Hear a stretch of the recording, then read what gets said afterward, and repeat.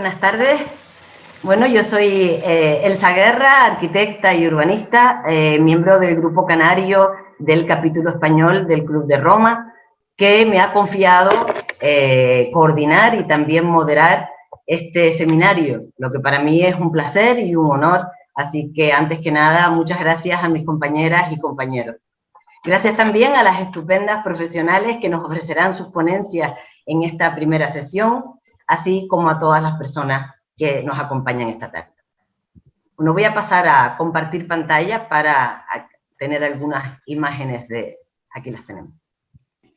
Bueno, una de las preocupaciones centrales del Club de Roma ha sido la atención a la sostenibilidad en sus diferentes líneas y enfoques.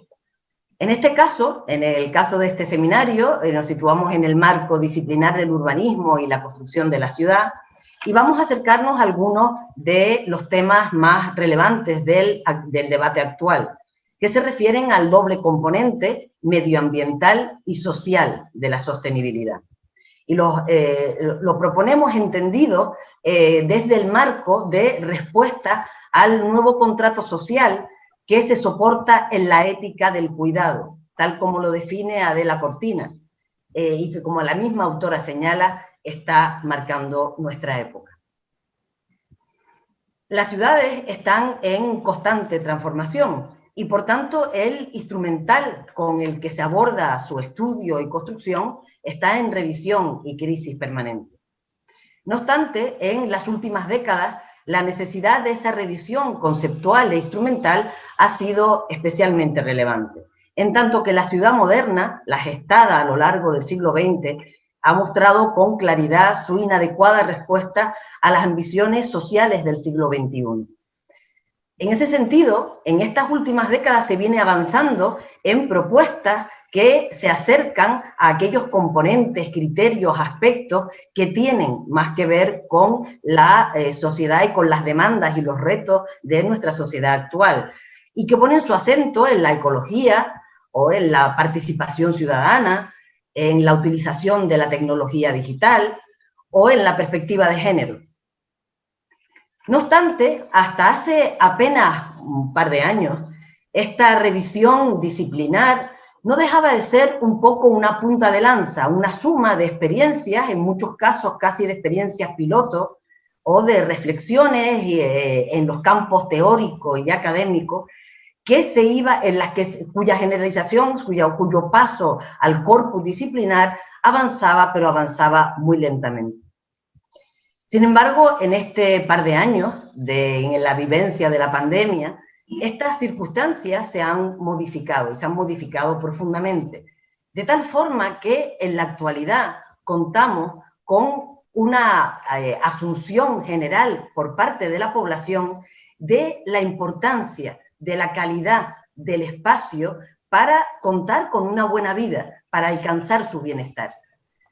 Calidad del espacio público, calidad del espacio privado, de sus viviendas, del aire, de la luz, del espacio privado o del espacio público que está cercano a sus viviendas, a esa área próxima de la que hemos sido mucho más conscientes en este último par de años. Y, por tanto, se exige la mejora de las condiciones espaciales en las que se desarrolla nuestra vida y, por tanto, se atiende o se comprende mejor la importancia de la calidad espacial de la ciudad de lo que anteriormente podía apreciarse, ¿no?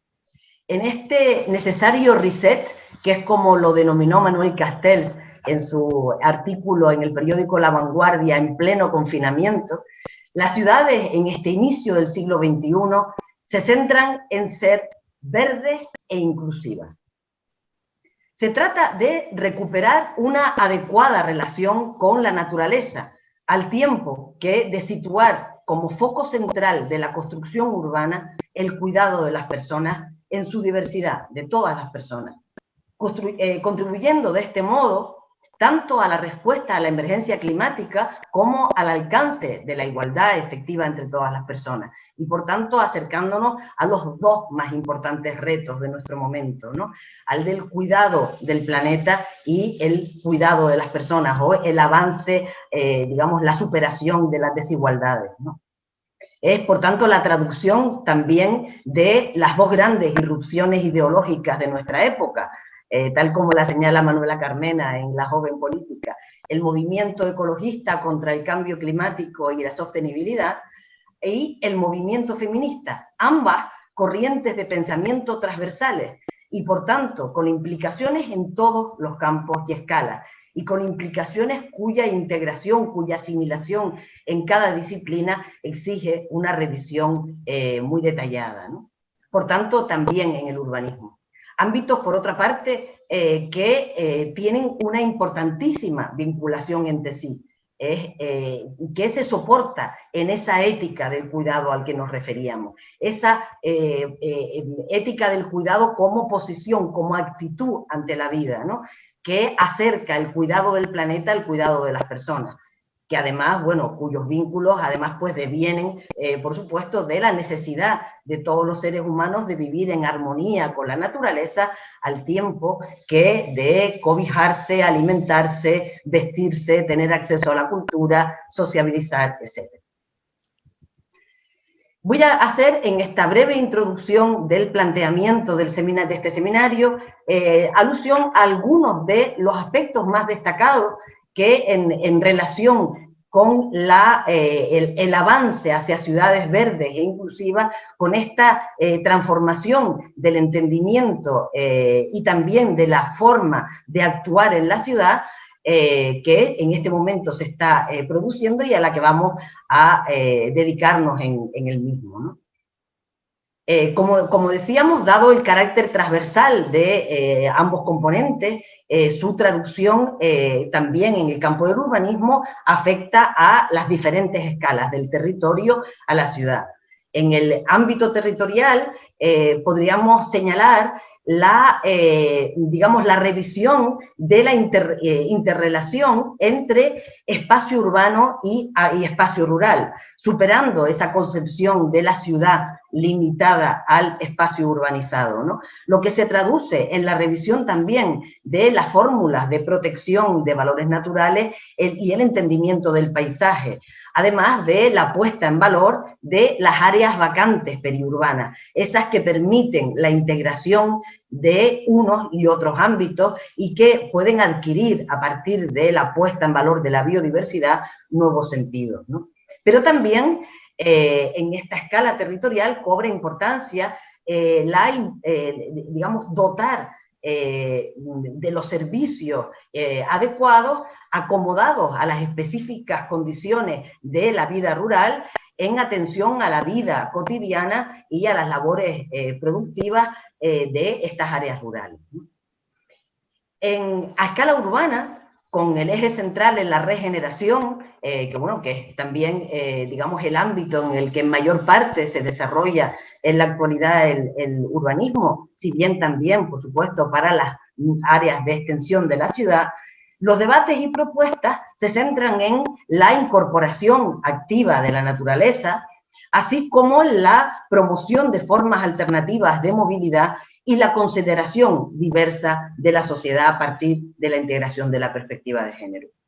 Esto es la apuesta por la movilidad peatonal y de vehículos no motorizados, convenientemente articulada con el transporte público como, digamos, como sistema de movilidad protagonista.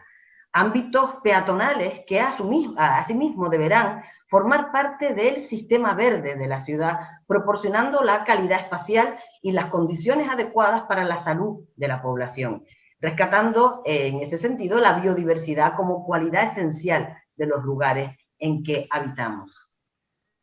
Una ciudad pensada en sus múltiples escalas, con particular atención a la escala de barrio, a la escala más próxima, que cuente con mezcla de actividades y proporcione los equipamientos y servicios de proximidad necesarios a fin de propiciar la socialización de las tareas de cuidado, además de vivienda asequible y flexible. Y con un espacio público que debe entenderse como un bien común esencial, que responda a todas las personas, de cualquier sexo, edad o condición física, que proteja y que agasaje, que sea suficiente, accesible, seguro y confortable. Como decía, en estos últimos años se van multiplicando las experiencias y las reflexiones y las mejoras instrumentales en relación con estas nuevas apuestas en todas las geografías, también en España, de lo cual han podido ver algunos ejemplos en las imágenes que han ido acompañando la reflexión que les propongo. Pero asimismo también quería añadir que a nivel instrumental hay determinadas estrategias que están mostrando unos resultados de gran interés según se van consolidando y enriqueciendo, según se van aplicando en diferentes geografías. En relación con la Ciudad Verde, quiero destacar el desarrollo de planes que se soportan en la definición del sistema de infraestructura verde, avalada por la estrategia de la Unión Europea por la Biodiversidad 2020, que ofrecen una línea de trabajo bien articulada de relectura del territorio y incluso de articulación de ciudades de diversa escala a partir de la puesta en valor de la biodiversidad.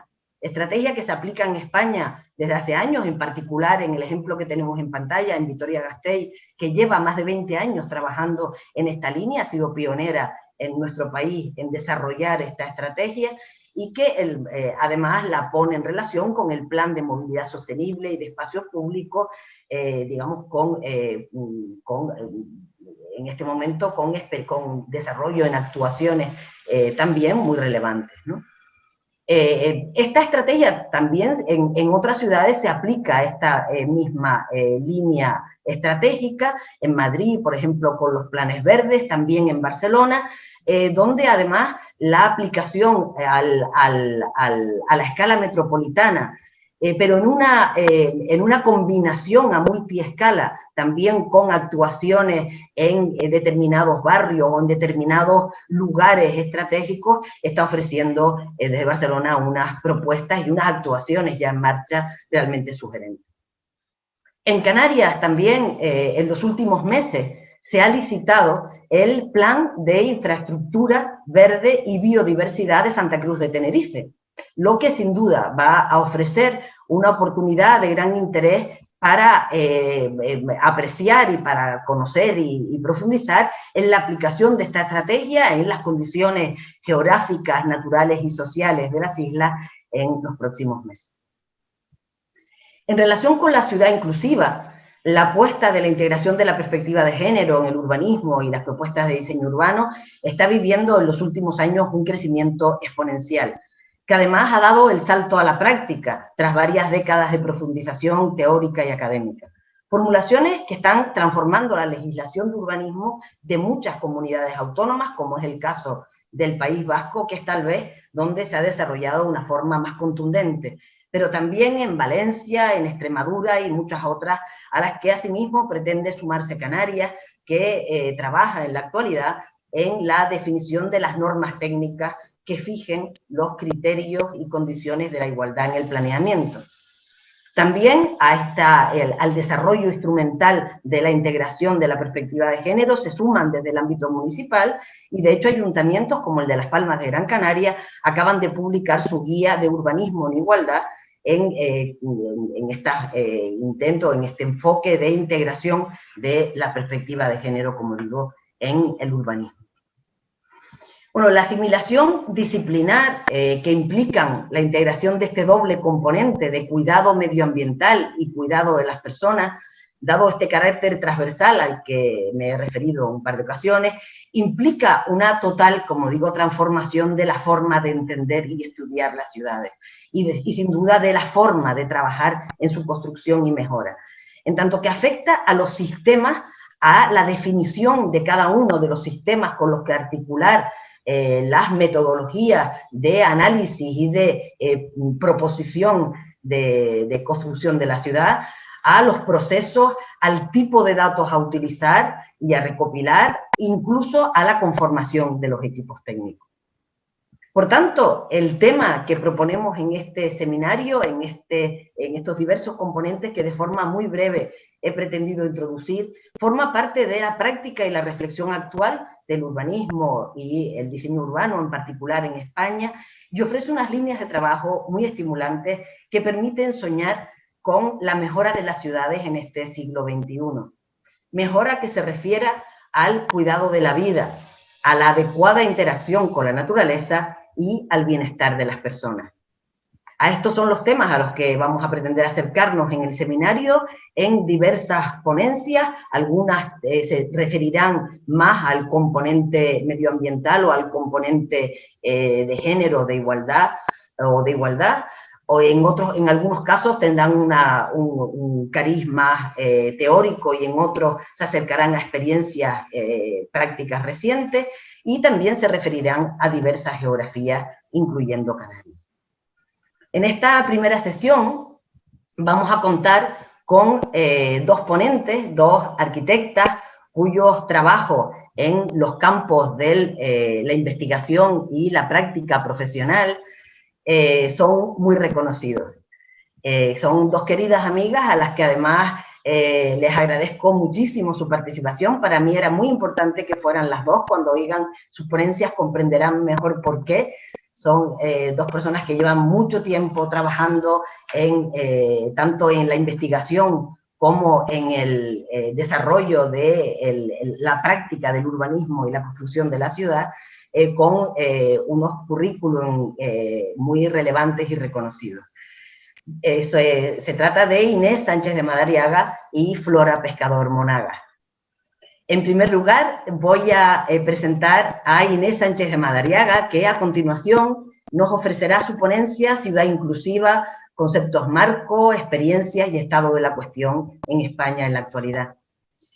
Por hacer un muy breve perfil del currículum de Inés, que es muy amplio, pues bueno, Inés es doctora arquitecta, profesora de urbanismo, directora de la cátedra de UNESCO sobre género de la Escuela de Arquitectura de la Universidad Politécnica de Madrid y presidenta de AGGI, el grupo asesor de género de la directora ejecutiva de ONU Habitat.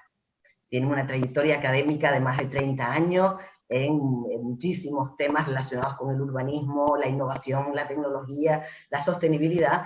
Yo diría que en cualquier caso el género ha sido, además del tema en el que ella ha sido pionera en España, el que de alguna forma atraviesa transversalmente todo su trabajo de investigación y también de desarrollo instrumental práctico, lo que le ha valido además en estos meses pasados, el premio Matilde Ucelay a su trayectoria personal que otorga el Ministerio de Transportes, Movilidad y Agenda Urbana.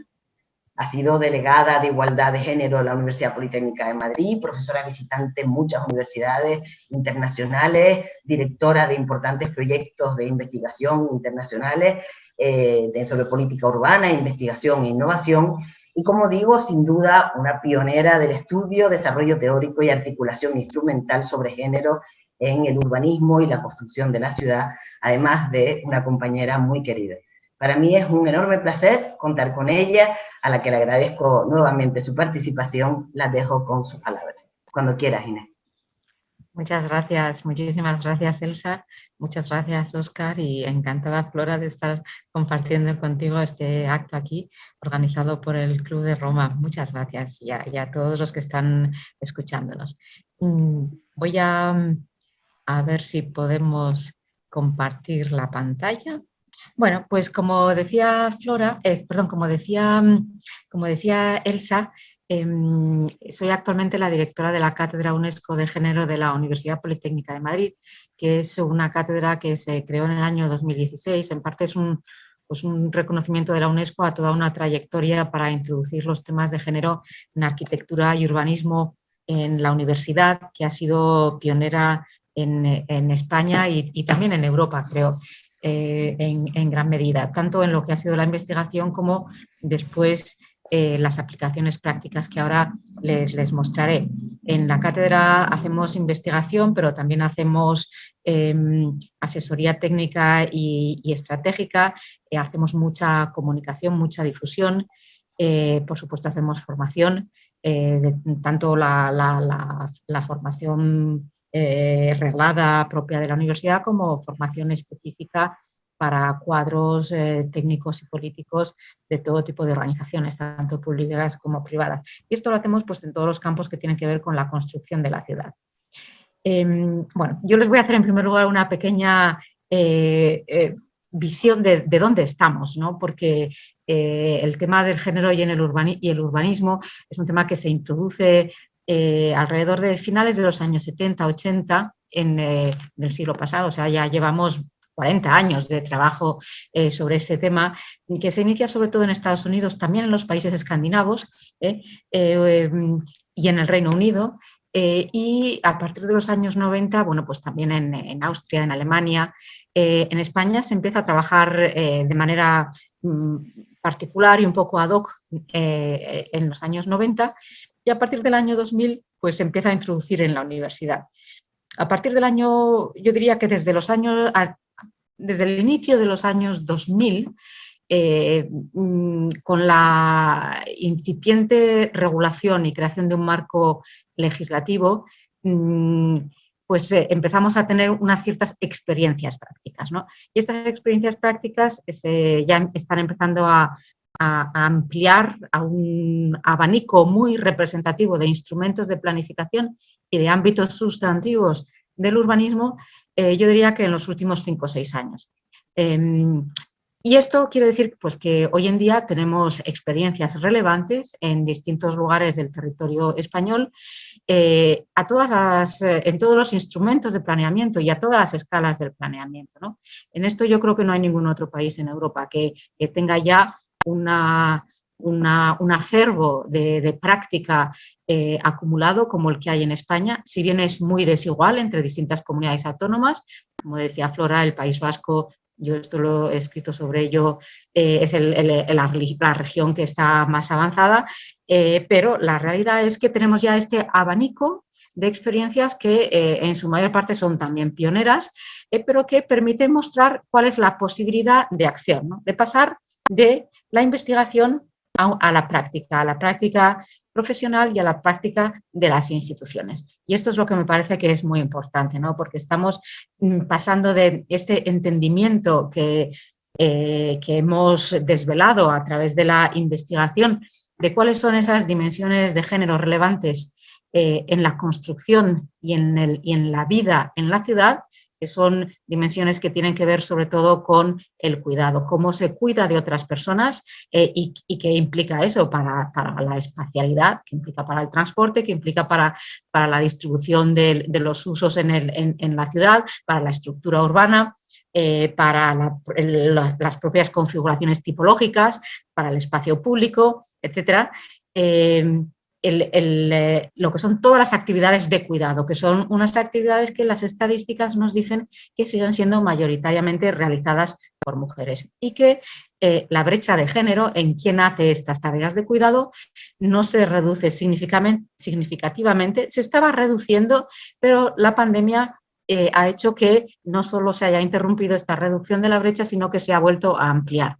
Es decir, que estamos en un momento en que hay un retroceso en el avance que se había producido en la reducción de la brecha de género en las tareas de cuidado y, por tanto, en cómo se usa de manera diferenciada entre hombres y mujeres la ciudad cuando miramos a la manera en que el entorno construido puede contribuir y ayudar a la realización de todo aquello que sostiene la vida cotidiana.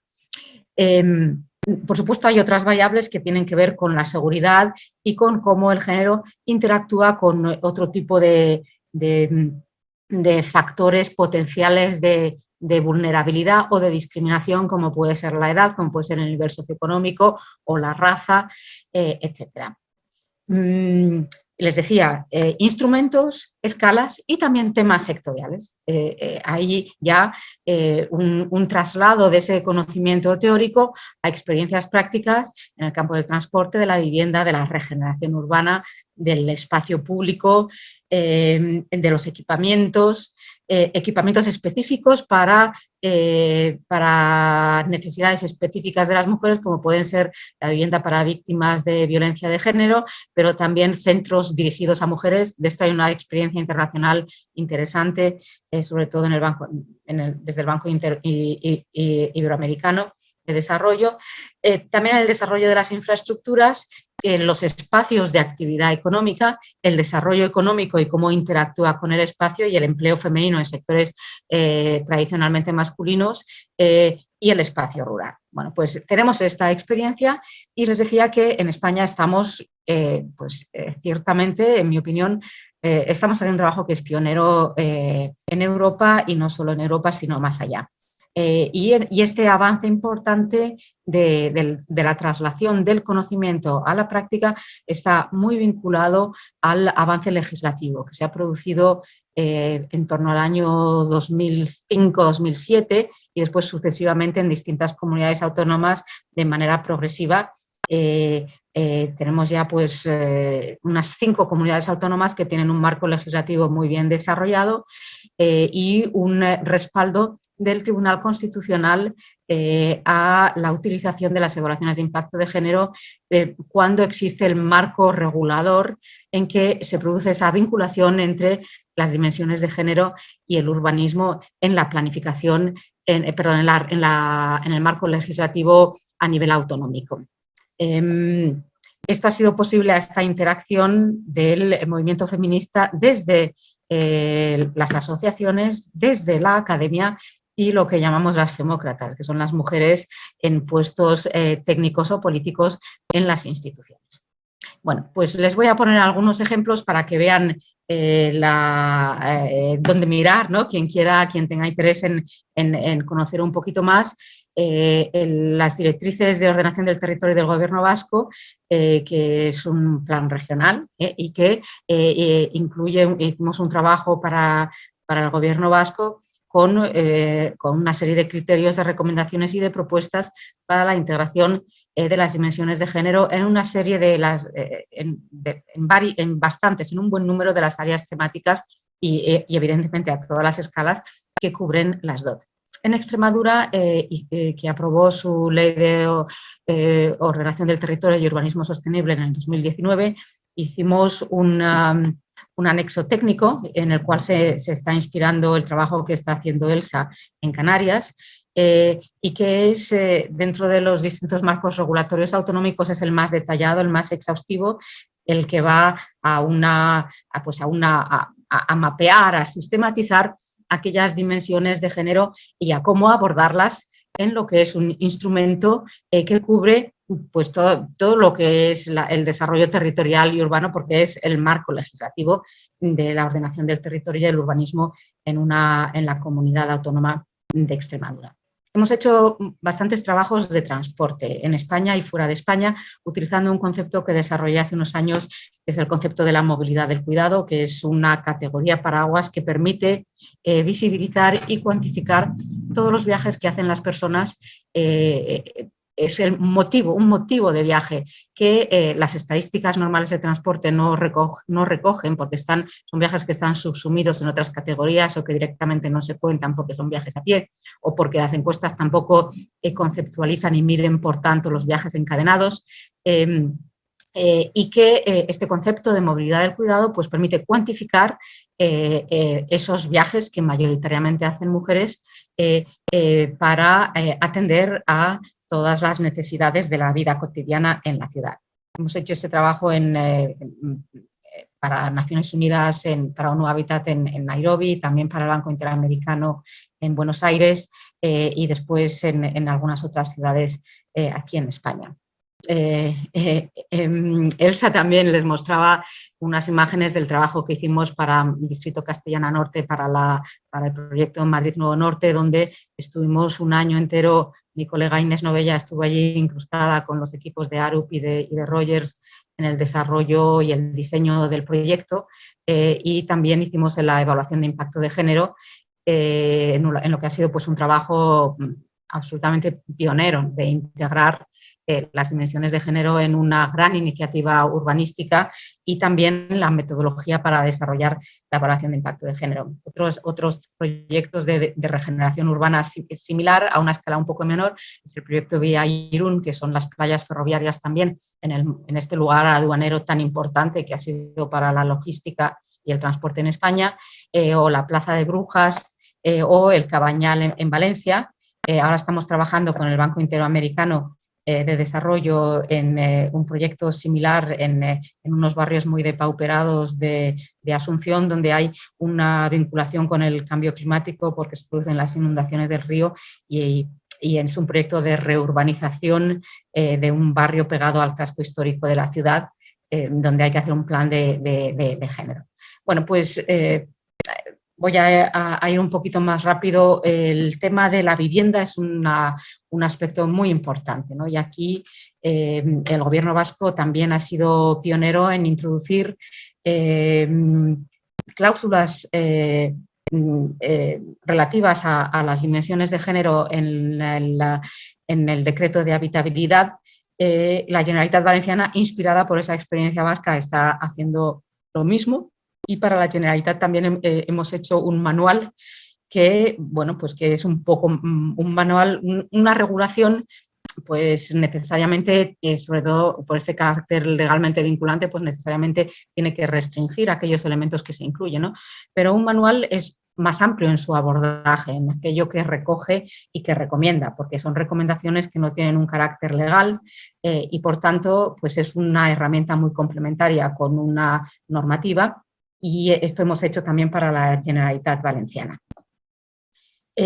Las auditorías de seguridad en el espacio público con mujeres en los barrios es una herramienta muy útil para identificar los lugares, tanto en temas de calidad concreta, de cómo mejorar la calidad del espacio público, como identificar la manera en que se puede mejorar la percepción subjetiva de seguridad. Que es una cuestión muy relevante desde la perspectiva de género, y que son las mujeres, en realidad somos expertas en saber, en identificar aquellos aspectos que tienen que ver con la seguridad en la ciudad. Y esta herramienta, en combinación con un análisis técnico, pues permite adquirir un conocimiento no experto, pero que en realidad sí es experto, porque es el conocimiento de aquellas personas que lo viven y que también lo sufren y que lo conocen en su día a día, de una manera que en complementariedad con análisis técnicos pues produce una gran riqueza y que bueno, con la metodología que hacemos pues llevamos a recomendaciones de actuaciones concretas. Y creo que el último tema que les voy a mostrar tiene que ver con las infraestructuras de transporte, las estaciones y también tramos ferroviarios y su integración en la ciudad, que hemos hecho para DIF, y por supuesto las publicaciones para recoger todo este conocimiento, tanto el más teórico como el más práctico, son muy importantes, ¿no? Antes Elsa les mostraba algunos manuales, yo les voy a enseñar ahora algunos manuales también, pero aparte de los manuales creo que es importante también lo que es la investigación en sí, ¿no? Porque hay un peligro cuando se hace este esfuerzo innovador, ¿no? Que supone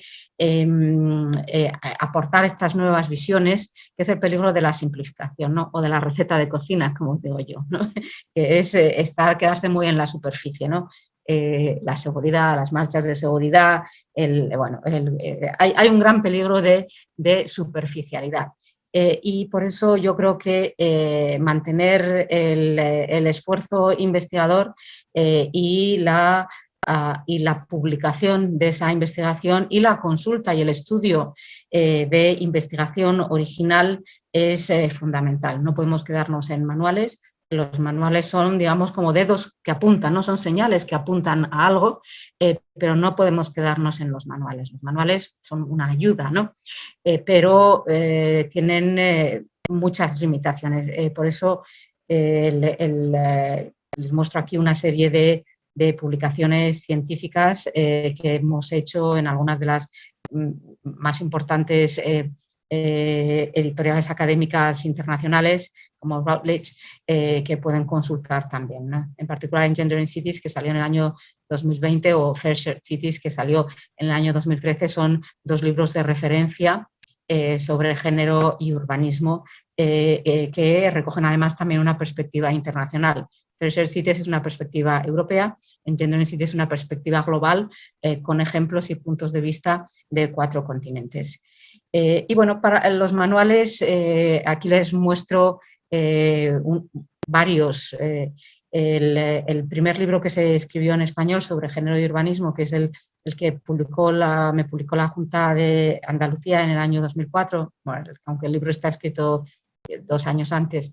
El manual sobre género y vivienda que hemos hecho para la Generalitat Valenciana, que vamos a presentar dentro de la semana próxima. Esto es un adelanto. Lo vamos a presentar en el Centro de Cultura Contemporánea de Valencia el día 16 de febrero.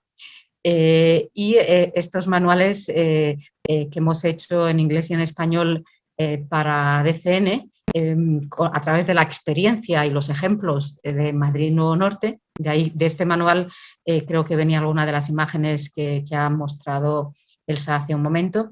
Y ya para terminar, ha salido en papel, acaba de salir la semana pasada el que hicimos para la Junta de Extremadura en una edición conjunta junto con las normas, vienen en una caja. Y si quieren ejemplares, la Junta de Extremadura se los puede enviar porque están haciendo una difusión muy importante, o quieren que estén en todas las bibliotecas universitarias y de otras instituciones interesadas, pueden pedirles ejemplares y se los enviarán con mucho gusto. Y para terminar, bueno, les muestro algunas imágenes de lo que es el contenido de esta guía, que lo que explica es, bueno, lo que es el género en el urbanismo, cuáles son las motivaciones, cuál es el marco legislativo que tenemos, cuáles son los elementos básicos, un poco los fundamentos para una política de integración de las dimensiones de género en el urbanismo, y después los principios fundamentales, que evidentemente tienen que ver con la mezcla de usos y el principio de proximidad, esto que ahora llaman la ciudad de los 15 minutos, que es, bueno, es una idea un poquito vieja, aunque se ha puesto de moda recientemente, pero que está ahí desde hace mucho tiempo, pero que la visión desde el género le aporta un plus que si no tenemos en cuenta el género no está presente. El tema de la movilidad y el transporte, y calidad y seguridad del espacio público. Después las recomendaciones, ejemplos de buenas prácticas. Es muy importante ilustrar y entender las recomendaciones a través de ejemplos donde se puede ver aquello de manera un poco más en profundidad en la realidad de su aplicación. Y hicimos una selección de más de 20 ejemplos nacionales e internacionales, y todos ellos reales, no son casos supuestos como se hacía en los manuales de hace 20 años, sino que son ejemplos reales porque ahora ya los tenemos, ¿no? Y que ilustran una amplia variedad de esto que les decía yo antes, ¿no? De dimensiones, de escalas, de instrumentos, de herramientas y de enfoques. Y después un último punto ya más práctico aplicado y que vincula todo esto a las normas que redactamos para la Junta de Extremadura. Pues ya termino les pongo algunas imágenes y les doy las gracias por su atención. Creo que ya he llegado a mi tiempo. Muchas gracias. Muchísimas gracias, Inés. Bueno, magnífica presentación. Yo creo que además ha abierto, digamos, la curiosidad, ha alimentado la curiosidad de todas aquellas personas que puedan estar interesadas en este tema, y yo creo que es un tema apasionante y que, como dices, la verdad es que en España está, ofreciendo unos frutos que son cada día más sugerentes, ¿no?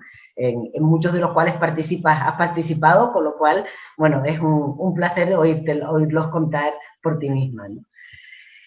Bueno, si les parece, aunque tenemos algunas preguntas, yo creo que es mejor que completemos el seminario con la segunda ponencia, y al final pues revisaremos un poco e intentaremos recoger las preguntas que nos están planteando a través de la plataforma. Bueno, a continuación vamos a tener la ponencia de Flora Pescador Monagas, con el título Ciudad Verde, desde la estructura ambiental del territorio a la ciudad biodiversa, algunas experiencias en Canarias. Bueno, Flora Pescador es doctora arquitecta, profesora de la Escuela de Arquitectura de la Universidad de Las Palmas de Gran Canaria, ejercicio docente que ha combinado siempre con la investigación y con la práctica profesional. Ella fue directora de la Escuela de Arquitectura de Las Palmas, la primera mujer en tener esa responsabilidad, además de otras muchas responsabilidades en la universidad y en grupos de investigación, y de participar en programas como profesora invitada de diversas universidades internacionales, además de su continua, digamos, aportaciones en foros y publicaciones especializadas. En la actualidad forma parte de la Junta de Gobierno de la Real Academia Canaria de Bellas Artes y además es la presidenta del órgano ambiental de Gran Canaria. Del ejercicio profesional que ha desarrollado básicamente en su estudio, en el estudio MPC, podrían señalarse muchísimos proyectos que han recibido premios, que han sido publicados, pero por señalar algunos, me voy a referir al Parque de la Ladera de la Minilla, en Las Palmas de Gran Canaria, o al Paseo Marítimo de Agadir, en Marruecos, o el Plan Especial de Recuperación del Litoral Urbano de Sidi Ifni, además del Máster Plan de Turismo Sostenible para la Isla de Fogo en Cabo Verde. Bueno, todo su trabajo, el trabajo de Flora, tanto de investigación como, digamos, personal, como de los equipos de investigación que ha dirigido o participado, como de los proyectos de su propio estudio, vienen siempre atravesados por el paisaje, el desarrollo sostenible, la relación entre la ordenación territorial y urbana y la biodiversidad, ¿no? Con lo cual, bueno, además, bueno, una queridísima amiga, la que casi, vamos, fue de las primeras personas con las que me formaba, yo, vamos, muy cerca de ella en generación, y de la que siempre es un lujo en Canarias aprender y oír lo que está reflexionando y elaborando. Por lo tanto, un lujo presentarla, que nos acompañe hoy. Muchísimas gracias. Flora, cuando quieras, tienes la palabra. Bueno, muchísimas gracias a ti, Elsa, por invitarme a participar en este encuentro. Estoy encantada, perdón, me he quedado un poco ronca, estoy encantada de poder encontrarme también con Inés Sánchez de Madariaga, que hace muchos años que no nos veíamos, y también, bueno, agradecer a Óscar la ayuda que nos está prestando. Yo voy a tratar también de compartir pantalla, a ver si... A mí en esta charla me gustaría lanzar alguna idea entrelazada entre la ciudad, la integración de la naturaleza en su seno, atendiendo a factores como la acción climática, que se ha hablado ya, algo de la perspectiva de género, debo decir que no soy especialista, pero desde luego feminista y me interesa mucho, y el derecho al paisaje cotidiano de calidad. Todo creo que son factores que inciden de una manera también transversal en las necesidades de la ordenación del territorio en la actualidad. Iré a lo largo de la charla tratando de discurrir sobre este tema a distintas escalas. También se ha hablado de la necesidad de aplicar este tipo digamos, de investigación a las distintas escalas del territorio, de la planificación y de la ordenación del territorio. Para mí, cultura y naturaleza han sido binomios que siempre han estado históricamente en la base de muchas construcciones del espacio urbano, de las construcciones teóricas. En cada etapa histórica de las ciudades subyace, normalmente culturalmente, un paradigma determinado de naturaleza. Y su evolución ha formado parte de la amplia tradición cultural que construye la ciudad. Algunas veces se ha expresado esta relación a partir del dominio o la hegemonía sobre ella, en otras veces desde el punto de vista de la armonía entre lo aparentemente, entre lo urbano y lo natural. Y hoy en día yo creo que el paradigma de naturaleza ya es completamente diferente. Tenemos una naturaleza distante y aquella idea de recursos sin límite ha evolucionado hacia una concepción de naturaleza amenazante y limitada en un territorio cada vez más transformado y artificial. Algunos científicos hablan de que el impacto de la acción humana construye una nueva etapa geológica a la que denominan antropoceno. Es una definición que integra de alguna manera el impacto global que la actividad humana tiene sobre los ecosistemas terrestres, a partir de la acumulación de emisiones de gases de efecto invernadero, el consumo excesivo de recursos naturales, la aceleración del calentamiento global. Me gustaría empezar proponiendo que la ciudad y la naturaleza no deberían definirse de forma aislada o como mundos independientes. Plantear la ciudad a partir de esta distinción empieza a ser hoy, yo creo que un modelo algo obsoleto. La ciudad, y esta sería mi primera afirmación, debería aspirar a ser un medio capaz de emular en su seno procesos naturales, especialmente frente a los potenciales riesgos adversos del cambio climático. Quizás haya que pensar las ciudades como ejemplos de ecosistemas capaces de integrar procesos en su seno abiertos a la naturalización. Hoy la escala de lo urbano trasciende además los límites estrictos de lo construido. La escala de lo urbano en muchos lugares del mundo se confunde con la gran escala de lo territorial. Los grandes crecimientos poblacionales en muchas partes del mundo van muchas veces unidos a la injusticia social, a la inequidad, a la pobreza, especialmente dura para las mujeres en el mundo. El cambio climático es una consecuencia de una manera de construir el mundo. Es destructiva, es injusta.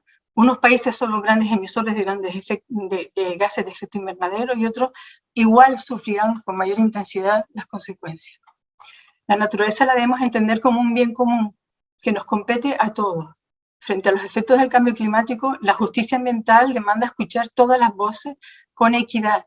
Quizá haya oportunidades sociales, económicas y ambientales desde el feminismo a partir de la aplicación de algunos supuestos de los Acuerdos de París y la Convención Marco de Naciones Unidas sobre el Cambio Climático. He dirigido la línea de investigación ISLAB dentro del grupo de investigación USCAID de la Universidad de Las Palmas, haciendo un trabajo extenso de investigación sobre algunas islas del África Occidental, especialmente en algunas zonas pilotos de la isla de Gran Canaria y Sao Nicolau, en el archipiélago de Cabo Verde. Las islas son una de las regiones de gran vulnerabilidad hacia el cambio climático. El fenómeno de la urbanización, sus efectos y dilemas es especialmente visible en contextos insulares, porque una isla integra de forma concentrada todas las tensiones y necesidades que afectan a otros territorios de mayor escala. Las islas constituyen auténticos laboratorios en donde investigar maneras creativas de pensar y expresar los nuevos desafíos en relación con el fenómeno global y espacial de la urbanización mundial, a la vez que son contextos asequibles en donde ensayar programas metodológicos de gestión de riesgos en la planificación territorial, de optimización del gasto energético y de mejora de la resiliencia territorial frente al cambio climático y la vulnerabilidad inducida. En una isla no solo están muy presentes sus límites geográficos, una isla además integra por su propia condición geográfica numerosos límites ambientales. Las islas no se definen únicamente como territorios rodeados de agua, las islas también se podrían definir como territorios rodeados de límites ambientales. Estos límites tienen su origen en la propia condición de la insularidad, con la necesaria organización y producción de sistemas aislados de energía, de agua potable, de residuos, de infraestructuras de conectividad, puertos, aeropuertos, seguridad, hospitales, etcétera, etcétera. Las islas son necesariamente mundos completos. Pero para mí cualquier territorio se puede mirar desde este mismo punto de vista. Y todos los territorios tienen límites ambientales. Quizás podríamos establecer una analogía con el territorio en extenso. Quizás vivir en una isla nos sirve también para medir el mundo. Ayuda a entender esta experiencia analógica y sincrónica de lo global de un mundo completo en lo complejo de un mundo local. Los límites ambientales también para mí están relacionados con la vulnerabilidad, una palabra que está de moda, ¿no? Lo vulnerable, la vulnerabilidad, y creo que empieza a ser una palabra que utilizamos muchísimo. Y también los territorios son vulnerables. Hay muchos lugares que nos aportan al global de la población mundial grandes cantidades de emisiones, pero por el contrario ya dije que son vulnerables a sus consecuencias. Quizás sea debido a un estilo de vida que poliniza en extenso el mundo y que exige abordarlo desde muchos campos y categorías disciplinares diferentes. Hoy estamos amenazados por la subida de la temperatura, la sequía prolongada, lo tenemos en televisión en los informativos estos días, las lluvias torrenciales, inundaciones fluviales o producidos por la subida del nivel del mar. En algunas islas del África Occidental, fundamentalmente en aquellas de orografía más compleja y acusada, hay una elevada vulnerabilidad a la erosión, a situaciones de alerta en caso de grandes lluvias torrenciales o fuertes avenidas. Este factor es especialmente importante en lugares habitados y con una cierta densidad demográfica. También hay otro fenómeno que se da en muchísimas partes del mundo, que es la tendencia en los últimos años a la colonización intensiva del litoral. La concentración de población en las zonas costeras debería hacernos reflexionar de lo insostenible de esa situación. La creciente erosión del frente marítimo, la transformación de la dinámica de costa y de sus imprevisibles consecuencias. Necesitamos proveernos de herramientas resilientes de adaptación frente a la vulnerabilidad, tanto por los potenciales efectos adversos de catástrofes naturales derivados del calentamiento global, como los que indirectamente le pueden acompañar. El cambio climático debe estar incorporado en todos los niveles de la planificación, en la gestión territorial y urbanística. En toda ordenación, en cualquier obra pública, debería ser prioritario el conocimiento del entorno y el análisis de los recursos naturales de la zona a intervenir para detectar las áreas más vulnerables y planificar en consecuencia. Esto nos lleva a la necesidad de defender una cultura de la previsión, que haga más viable la vigilancia sobre el nivel de incertidumbre y también sobre el control del riesgo. Las normativas que se han demostrado muy eficaces en situación, por ejemplo, de movimiento sísmico, lo hemos podido vivir con los habitantes de La Palma. Vemos cómo es necesario tener una cultura de previsión antes de tener una catástrofe de ese tipo. También esto es algo que se debe defender en cualquier parte del mundo. Y si en cualquier parte del mundo lo es, en una isla es fundamental. Llegar a diseñar ciudades climáticamente neutrales a través de la reconexión ambiental, de aplicar y adaptar soluciones basadas en la naturaleza. También en la mejora de todas las escalas de aireación y porosidad del verde en barrios y viviendas. Las ciudades deberían ser modelos de integración natural y de biodiversidad, especialmente a través del control de recursos como el suelo, el agua, la energía, la vegetación, recursos sobre los que quisiera profundizar algo en esta charla. Para mí el suelo es un recurso limitado en cualquier contexto, y muy especialmente en los ámbitos insulares. Se debería atender a la eficiencia de este recurso, limitando los crecimientos a la vez que, paradójicamente, entender los suelos urbanizados como un recurso renovable. La lucha contra el cambio climático en contextos urbanos se debe entender como un proceso continuo de mejora y adaptación del entorno a sus efectos. Sobre la gestión eficiente del suelo y en la apuesta por una ciudad verde o inclusiva, soy consciente que en muchas partes del mundo las mujeres no tienen acceso a la propiedad del suelo o el acceso a la tierra, a pesar de ser ellas las que ocupan en muchos casos, se ocupan de la vivienda, de la familia, incluso de la agricultura de supervivencia, pero no tienen capacidad de decisión sobre los suelos.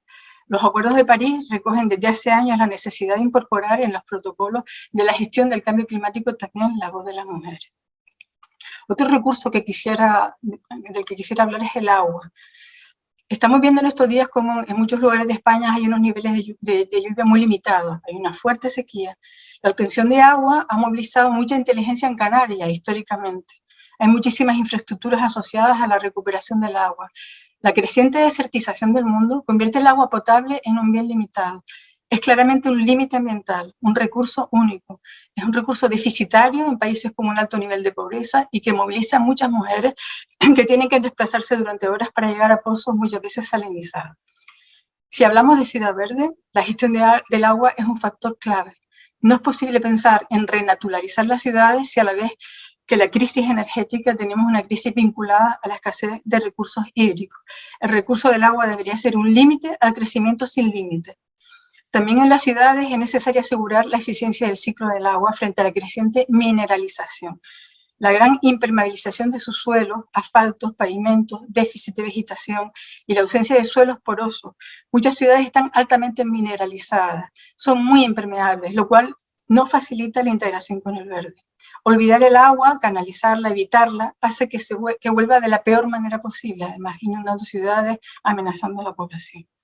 Renaturalizar la ciudad o ruralizar la ciudad pasa por evitar la impermeabilización de los suelos urbanos, incluso dejar que la vegetación propia tenga alguna posibilidad, como dice Jacques Clement, que la humedad forme parte de la ciudad. Este es un gran problema, especialmente frente a los potenciales efectos adversos al cambio climático. También la vegetación, me gustaría poner acento en la calidad de vida de los habitantes a partir del patrimonio natural que integra la ciudad y la pequeña fauna silvestre que alberga. Es necesario trabajar con el diseño de estrategias capaces de articular espacios y de conciliar todas estas preocupaciones ecológicas. Sobre este tema, en los planes de acción climática se deberían recoger algunos de los conceptos desarrollados en su día por el Convenio Europeo del Paisaje a partir de estrategias que se mueven en los contornos de la ecología, activando corredores ecológicos, especialmente en aquellos ámbitos en los que se han producido evidentes fragmentaciones ambientales. La integración de corredores lleva aparejada la recuperación de infraestructuras asociadas al agua. Aquí podemos ver un caso de un parque local, San José del Álamo, donde se propuso la recuperación de todos sus embalses y presas que tienen en el interior, a la vez que la forestación de este lugar. También hace años fui redactora de las directrices tutoriales del paisaje y confeccionamos una estructura de espacios libres o de corredores ecológicos paisajísticos para Canarias. Las redes verdes, especialmente en los espacios urbanizados, demandan un punto de vista inverso sobre lo construido que contemple el valor de la conectividad medioambiental de la geografía como base para establecer relaciones que funcionen de forma solidaria y en continuidad, que modifiquen la estricta segregación entre el medio urbano y el natural para lograr una estructura diversificada y biodiversa. La intervención no siempre es necesaria. Hay muchos suelos en el entorno de las ciudades que, sin tener un valor natural especial, cumplen con su presencia aparentemente no activa un gran papel de fusión natural. En otros casos, por el contrario, es de mucho interés. La defensa de los territorios, sobre todo los territorios mosaicos, de los suelos dedicados a la agricultura tradicional. El consumo está muy relacionado con la emergencia climática. Se podría hablar en general en el mundo de la pérdida de agrodiversidad. Vemos cómo la producción para exportación muchas veces va en sentido contrario a la soberanía alimentaria de los territorios. En las islas le deberíamos comer el paisaje, dirigir los espacios de la producción no solo a la gran exportación, también hacia el consumo local, para 2 millones de personas. Este tema puede ir unido a la necesidad de las redes alimentarias de cercanía, de la agricultura a la vivienda, en la reducción de viajes inútiles y en la mejora de la sociabilidad y la inclusión de la vida rural en la vida cotidiana. El fomento de la biodiversidad y el arbolado mejora el hábitat y la calidad de las ciudades. La biodiversidad da estabilidad, además de mejorar notablemente el aumento de la capacidad de absorción de gases de efecto invernadero como auténticos sumideros de carbono. Los árboles forman parte de las estrategias de compensación de emisiones para alcanzar la neutralidad climática. Los árboles producen confort climático, reducción de la temperatura, reducción de la radiación solar y reducción del efecto isla de calor, además de producir ciudades más saludables y promover la resiliencia y la porosidad frente a la saturación de los suelos. Para este objetivo también es necesario el compromiso ciudadano, que implica educar en el conocimiento del medio. A veces es sorprendente el desconocimiento de las plantas o de la vegetación de mucha gente, de sus nombres, de sus ciclos, etc. Muchas veces la gente piensa en la vegetación como si fuera un objeto y no son muy conscientes del papel que hacen y cómo su presencia ayuda al confort ciudadano. Tiene que haber una mayor cultura ambiental. Las ciudades deberían ser los lugares modelos de neutralidad climática. La salud de la ciudad afecta directamente a la salud de sus habitantes. Una ciudad insana colabora en la mala salud de sus habitantes. En una charla como esta también me parece procedente hablar de algo que ya se ha hablado, incorporar el derecho a un paisaje cotidiano de calidad, que es que hablaba el Convenio Europeo del paisaje cotidiano, del cercano. La ciudad verde inclusiva tiene que ir también dirigida a la adaptación a los riesgos de los más vulnerables, incluir espacios en redes que gestionen y ayuden en situación de emergencia, pero también en el día a día de los habitantes, especialmente cuando vamos hacia una sociedad envejecida. La ciudad en su conjunto debería ser el hábitat que cuide de todos sus habitantes, dando la oportunidad, como dice Anne Hidalgo, y lo comenta Inés Sánchez Madariaga, que se ha hablado muchísimo sobre los objetivos de la ciudad sostenible, esto de la ciudad de los 15 minutos a pie, y que tan buenos resultados ha dado en otras ciudades, ¿no? La ciudad tiene que ser cercana, segura y accesible, sin exclusiones. En el entorno cotidiano debería integrar lugares de belleza incluso simple. Belleza no tiene por qué ser espectacular. Donde ubicar vegetación, pequeños espacios jardinados, espacios de naturaleza micro. Se deberían equilibrar las superficies hoy dedicadas en exceso a la movilidad rodada por espacios de otra naturaleza. Los lugares de barrio o casi domésticos deberían ser los lugares que nos sirvan para establecer diagnósticos de la calidad de la ciudad. Habría que inventariar ese patrimonio. Dar visibilidad a estos sitios es una manera de valorarlo. El diseño de la ciudad además debe incorporar la voz de los habitantes, producir procesos bottom-up o, como se dice, de sistemas emergentes con la contribución creciente de la sociedad en los diseños y en las decisiones.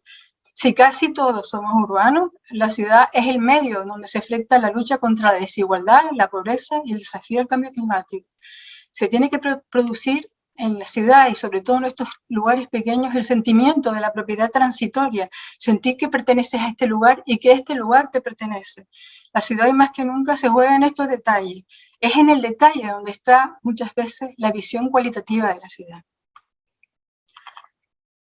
En pleno estado de alarma y confinamiento a causa de la COVID, un grupo de personas decidimos presentarnos a la convocatoria del concurso de ACEMA, aquello de arquitectura para el día después. Lo hicimos por WhatsApp, nos pegamos un tiempo totalmente obsesionados con la ciudad, con el barrio y con la vivienda.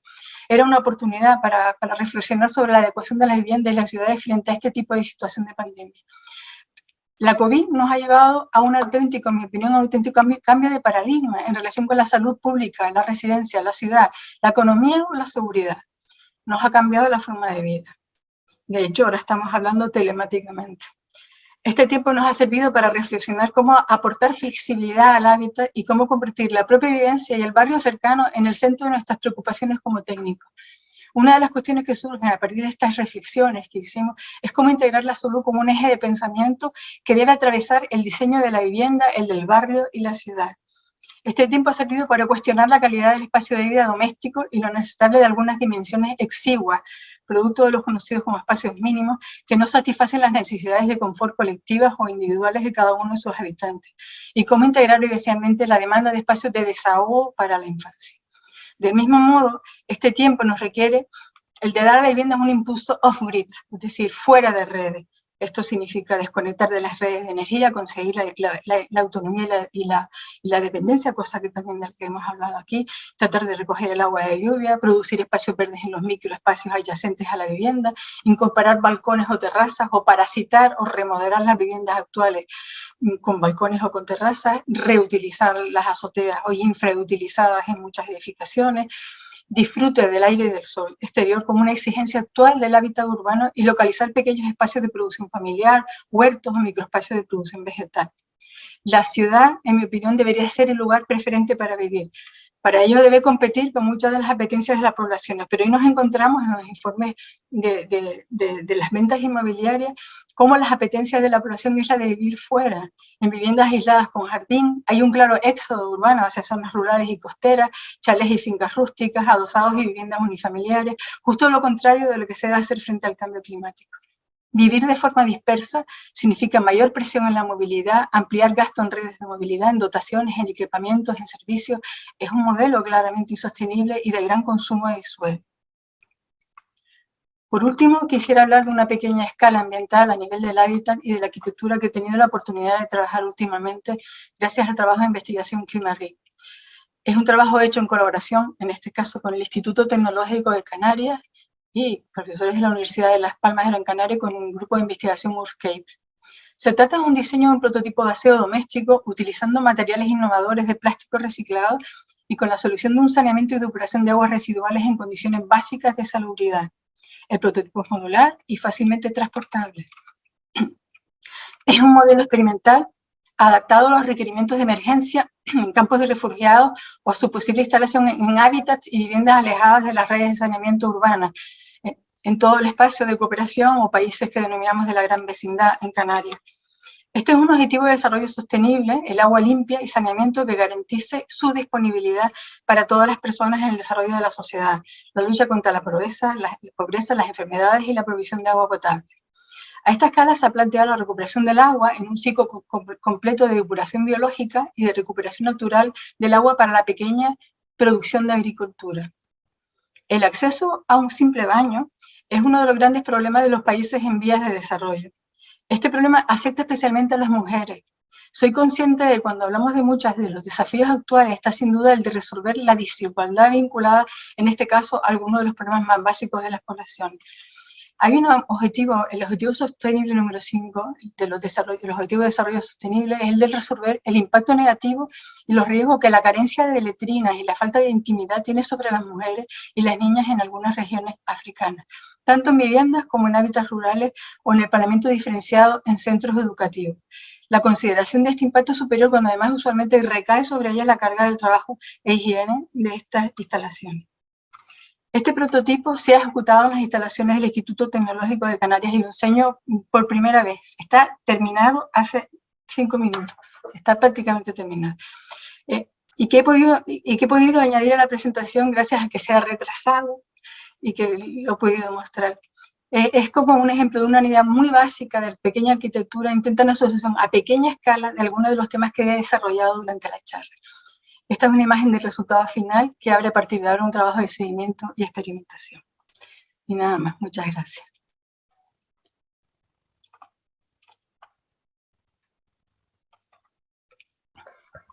Muchísimas gracias, Flora. Fantástico, la verdad que además amplísima, una cantidad de, digamos, de imágenes, de ideas sugerentes y de, bueno, de reflexiones y de campos de trabajo abiertos, ¿no? En los que seguimos en la actualidad, ¿no? Y bueno, muestra de lo cual son, pues la verdad es que un montón de preguntas y comentarios que tenemos de las personas que nos acompañan. Voy a intentar reunir, por lo menos como en paquetes, algunas de ellas y trasladárselas o a ambas o a algunas de ustedes, si les parece, por acercarnos un poco a algunos de los comentarios que nos plantean, ¿no? En concreto, hay algunas, bueno, algunos comentarios que nos hacen referencia a algunos proyectos o algunas herramientas o estrategias como el Local D-Twin o con relación a las políticas verdes, etcétera, que bueno, que lo que sí que podemos hacer en un momento determinado pues será, digamos, compartirlo o difundirlo si se considerara, ¿no? Pero sí que se nos hace se nos pregunta si, bueno, dado que en este momento los fondos europeos están siendo especialmente dirigidos a las administraciones locales con proyectos que tengan que ver efectivamente con objetivos relacionados con el medio ambiente y con temas sociales, si conocemos en España algún caso o hay algún proyecto determinado que conozcamos que está vinculado a ese tipo de fondos, bueno, que aún así, bueno, pues igual tienen un planteamiento un poco más amplio, pero alguno que nos pueda, o que alguna de ustedes pueda querer señalar de cara a lo que nos están planteando, ¿no? También en algún momento se hace referencia, claro, al tema de la alimentación y tal, que yo creo que a partir de la ponencia de Flora, yo creo que de alguna forma sí que se han recogido, así como que hay otros temas que tienen que ver más con, bueno, sí, con el desarrollo en el aire libre de algunos temas en Canarias, que lo veremos después.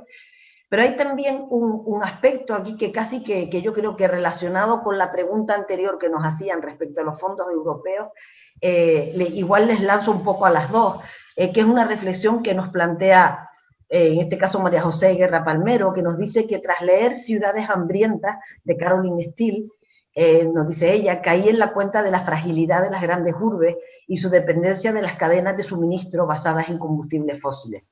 ¿Qué opciones encuentran que hay en el futuro de crisis energética y alimentaria? El impacto sobre las mujeres y las niñas y los niños y niñas puede ser especialmente grave. Por otra parte, la despoblación de las zonas rurales no resulta nada tranquilizadora desde el punto de vista de la seguridad alimentaria, aunque es verdad que hay una doble componente a la que se refería ahora Flora o esta que comenta María José, ¿no? Y nos preguntan si conocemos alguna investigación que tenga que ver con la relación entre despoblación de zonas rurales, temas de seguridad, tratamiento territorial. No sé si respecto a este par de reflexiones alguna de las dos quiere hacer algún comentario. Bueno, yo lo que acabo de decir, en relación con la soberanía alimentaria, en las islas tenemos muy claro que es un objetivo clarísimo a apostar por ello. Es verdad que tenemos agricultura, digamos, de exportación, hay grandes suelos de esta agricultura de exportación, pero el turismo y otros sectores ha hecho un fenómeno que yo creo que es extensible a otros territorios en España, que es la desaparición de zonas de agricultura tradicional con un desplazamiento grande de la población hacia otros sectores económicos como puede ser el turismo y hacia la costa.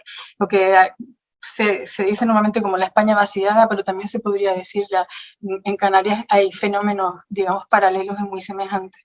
con un gran abandono entonces de la agricultura tradicional y lo que eso significa realmente para la provisión de este recurso a la población local.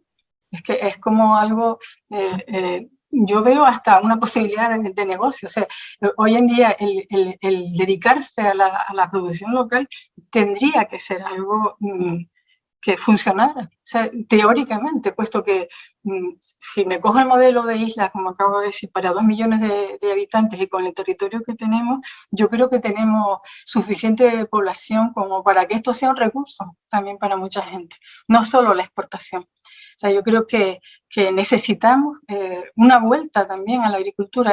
Yo lo diría además a todas las escalas, no solo la agricultura del territorio mosaico tradicional, que recuperaríamos además muchísimos paisajes abandonados, sino también una vuelta o un pensamiento de cómo en la ciudad también podríamos tener, de hecho ha habido ya muchos ensayos desde hace muchos años, la posibilidad de acceder también a la pequeña huerta, al recurso casi doméstico de pequeña producción.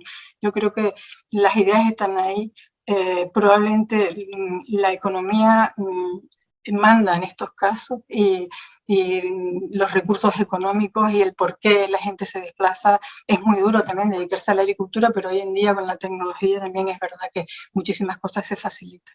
No soy experta en el tema, pero sí en general en lo que acabo de decir.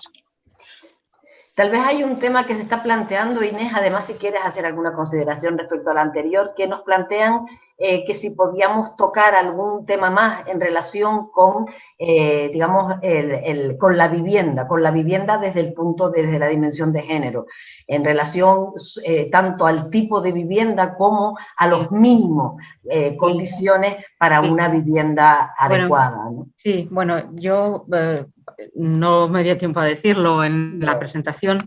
Las cosas que se incluyeron en el decreto de habitabilidad del Gobierno vasco son incrementar el tamaño mínimo de los dormitorios. La legislación vigente tenía unos tamaños de 10 metros cuadrados para el primer dormitorio, 8 mínimo para el segundo, 6 mínimo para el tercero. Sí. Entonces, la nueva ley establece un tamaño mínimo igual para todos, sea 1, 2 o 3, de 10 metros cuadrados mínimo, si no tiene almacenamiento dentro. Y si tiene almacenamiento dentro, 11,5. También establece un tamaño, una superficie y volumen mínimo de espacio para almacenamiento. Establece un tamaño mínimo de la cocina que es superior al vigente y unos criterios prioritarios de interrelación espacial entre la cocina y el comedor o el estar. Unos criterios de diseño seguro para los elementos comunes de la vivienda, escalón, corredores y vestíbulos, etcétera, accesos. Y también se han añadido en un último proceso se han añadido unos estándares de espacio libre privado para que todas las viviendas tengan un espacio libre asignado privado, pues que permita pues ese esparcimiento y ampliación del espacio vividero de la ciudad. Esos son los principales requisitos, ¿no? Que son estándares que incrementan de manera bastante significativa la calidad residencial, ¿no? Y desde criterios que vienen definidos por la experiencia y el análisis desde la perspectiva de género. En el manual hacemos muchas más recomendaciones, por supuesto, ¿no? Y a distintas escalas, tanto en el espacio de lo que es la unidad residencial de la vivienda individual, como de su agrupación en los elementos comunes en el edificio, como del entorno alrededor del edificio, ¿no? Los accesos, la relación con el espacio público, etcétera, con el viario, etcétera, ¿no? Eso, y además hacemos también una serie de referencias sobre las tipologías y sobre las tipologías en particular para grupos especiales, porque aquí hay una cierta gran confusión hoy en día, que está vinculada con las necesidades residenciales de grupos especiales y el llamado cohousing. Y hay un entendimiento desde mi punto de vista bastante todavía rudimentario y en muchos ámbitos confundido de la aplicabilidad y conveniencia de soluciones residenciales especiales. La mayor parte de la gente quiere tener su casa, no quiere vivir en un cohousing, quiere su casa. Y los mayores quieren vivir en su casa, no quieren vivir en un cohousing, siempre que puedan. Después, cuando ya la capacidad física no te permite, pues, pero la gente quiere vivir en su casa, quiere tener su espacio privado, a lo mejor sí tener algún elemento compartido, pero y en estas soluciones de tipo cohousing, que son una manera, en teoría, de reducir costes, pues hay que tener muchísimo cuidado de qué es lo que se comparte, lo que no se comparte, lo que es público, cuál es el tamaño, que no se amplíen los espacios compartidos a costa de una reducción del espacio vividero privado de las personas, que es en gran parte lo que se hace, y que además hay un poco una ilusión un poco falsa de lo que es la reducción de costes por ese procedimiento, ¿no? También porque el cohousing, si la reducción de costes viene por una manera extraordinaria de obtener el suelo y de financiar la promoción, que no es extrapolable a lo que se llama un escalamiento de una política pública, de que se convierta ese procedimiento de gestión y de obtención del suelo a precio reducido en la forma normal de producción, pues es mentira que haya una reducción de costes. Este es el caso de muchos proyectos piloto, no voy a decir en qué ciudad, pero es la realidad de una gran parte de estos proyectos piloto de covivienda. No son soluciones viables en términos de reducción de coste, salvo que hubiera una opción que transformara de manera muy profunda y sistémica la producción de vivienda, como se hizo en algún momento en los países escandinavos, ¿no? Donde ha habido una socialización de la producción de vivienda y se ha creado un porcentaje importante del parque residencial con procedimientos que eliminan las plusvalías.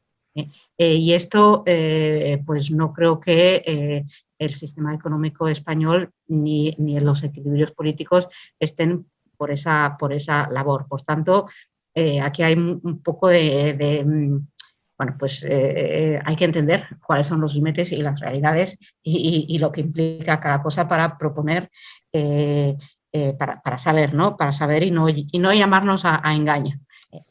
Bueno, esto en cuanto a los temas de asequibilidad económica y de sistemas de promoción, ¿no? Creo que están muy vinculados a las soluciones espaciales.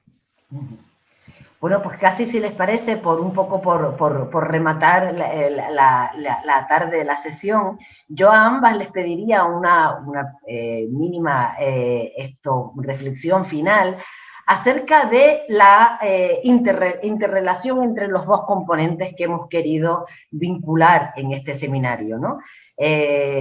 Flora en algún momento ha hecho referencia, efectivamente, ella dice, bueno, soy feminista y por tanto mi propio trabajo sobre el paisaje, sobre la ciudad, lleva el componente también de género implícito, ¿no?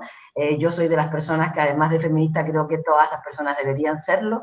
Y por tanto vamos a ver si es verdad que se avanza, porque sería mucho mejor para darnos posibilidad de avanzar hacia mejora de nuestros lugares y desde luego de nuestra vida y de nuestra relación como seres humanos. Pero me gustaría oír digamos, una mínima reflexión de una y de otra con relación con respecto a ti, Inés. De hecho, te referías en un momento determinado a que en Asunción, por ejemplo, estabas trabajando en lugares donde se estaba produciendo un problema de revisión, digamos, bueno, digamos, de atención al territorio y al cuidado medioambiental por problemas derivados de la crisis del clima, ¿no? Y que esto, a su vez, estaba, digamos, instrumentalizando, integrando también la perspectiva de género, ¿no? Por tanto, a ambas les pediría una pequeña reflexión final donde se combinen estos dos factores. Hay varias de los comentarios de las personas que nos han oído que nos señalan hasta qué punto estamos hablando de nuevos modelos de ciudad. yo no tengo ninguna duda, estamos hablando de nuevos modelos de ciudad. Eso no significa que las ciudades haya que tirarlas, ni muchísimo menos.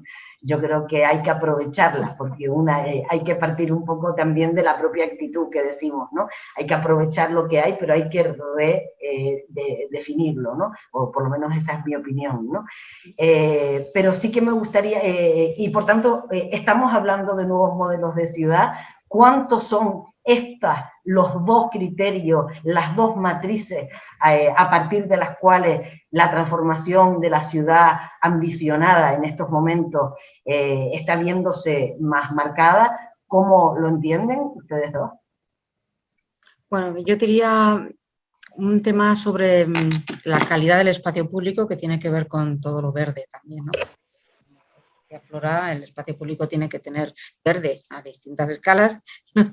Pero tiene que tener verde, ¿no? El espacio público es un tema muy importante desde el punto de vista de género. Había una pregunta sobre el tema de los deportes intergeneracional. Voy a aprovechar para responder a eso también. La principal actividad física de las mujeres es caminar, caminar. Y las personas pierden autonomía cuando envejecen. La mayor parte de las personas mayores son mujeres. Pierden autonomía cuando dejan de poder usar con confianza el espacio público cerca de su casa para hacer las cosas de la vida cotidiana, ir a comprar el pan, salir a ver a los amigos, a las amigas, comprar la comida, ir a la farmacia, lo que sea, lo que hacen las personas mayores en el día a día. Esa calidad del espacio público que permite a las personas caminar, incluso cuando son mayores y tienes pérdida de capacidad funcional o cognitiva o visual, es fundamental para la salud y para el ejercicio físico. Y aquí hay que entender también, por ejemplo, en el tema de los equipamientos deportivos, la gran parte de los equipamientos deportivos los usan hombres o casi solo hombres, ¿no? Porque el deporte, por las mujeres hacen deporte, aunque esto empieza a cambiar en las generaciones más jóvenes, pero tampoco tanto. Entonces hay esta dimensión de género en el espacio público que tiene que ver con la vida activa y con la salud y con el deporte y con lo verde, ¿no? El tema del cambio climático y el género es un problema que afecta de manera muy distinta a los países del primer mundo y los países del mundo en desarrollo, y que tiene distintas dimensiones de género. En el primer mundo tiene más que ver con la pobreza energética, que es un tema con una dimensión de género, porque las mujeres tienen menos recursos económicos, especialmente las mujeres mayores, que viven con rentas muy limitadas porque tienen pensiones mucho más bajas y que aunque tengan igual una casa con hipoteca pagada, no pueden pagar calefacción o aire acondicionado en verano. Entonces, es un tema de pobreza energética en femenino, que tiene que ver con cambio climático. En cambio, en los países en desarrollo, el cambio climático tiene que ver con